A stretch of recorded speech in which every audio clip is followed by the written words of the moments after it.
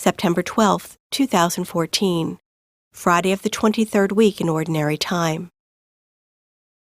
A reading from the first letter of St. Paul to the Corinthians. Brothers and sisters, if I preach the gospel, this is no reason for me to boast, for an obligation has been imposed on me, and woe to me if I do not preach it.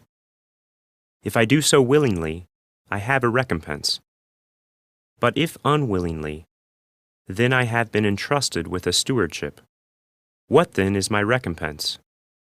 That, when I preach, I offer the gospel free of charge, so as not to make full use of my right in the gospel. Although I am free in regard to all, I have made myself a slave to all, so as to win over as many as possible. I have become all things to all, to save at least some. All this I do for the sake of the gospel, so that I too may have a share in it. Do you not know that the runners in the stadium all run in the race, but only one wins the prize? Run so as to win. Every athlete exercises discipline in every way. They do it to win a perishable crown, but we an imperishable one. Thus I do not run aimlessly. I do not fight as if I were shadowboxing. No, I drive my body and train it, for fear that after having preached to others, I myself should be disqualified. The word of the Lord. The responsorial psalm. The response is, "How lovely is your dwelling place, Lord, mighty God!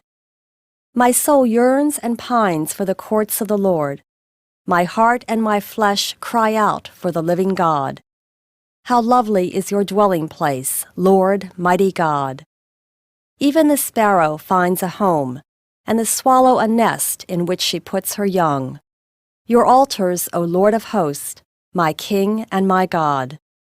How lovely is your dwelling place, Lord, mighty God! Blessed they who dwell in your house, continually they praise you.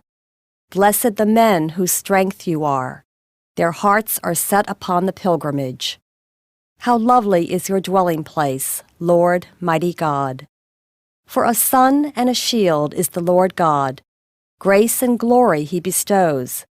The Lord withholds no good thing from those who walk in sincerity. How lovely is your dwelling place, Lord, mighty God. A reading from the Holy Gospel according to Luke. Jesus told his disciples a parable. Can a blind person guide a blind person? Will not both fall into a pit? No disciple is superior to the teacher, but when fully trained, every disciple will be like his teacher. Why do you notice the splinter in your brother's eye, but do not perceive the wooden beam in your own?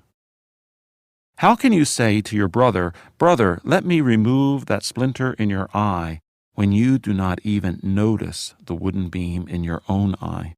You hypocrite, remove the wooden beam from your eye first. Then you will see clearly to remove the splinter in your brother's eye. The Gospel of the Lord.